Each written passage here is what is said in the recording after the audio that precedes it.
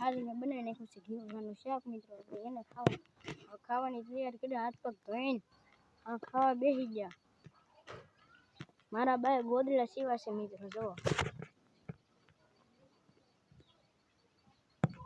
ગોદડા સીવી નાખ્યા છે મિત્રો તો આજે મારો બાટલો 2 બાટલા પડ્યા છે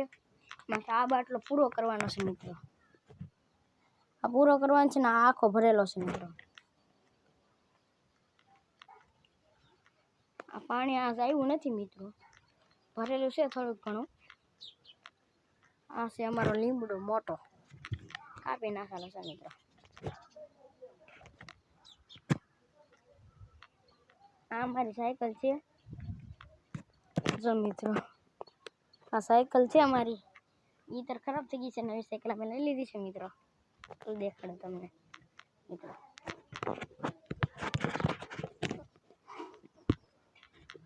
જોવો મિત્રો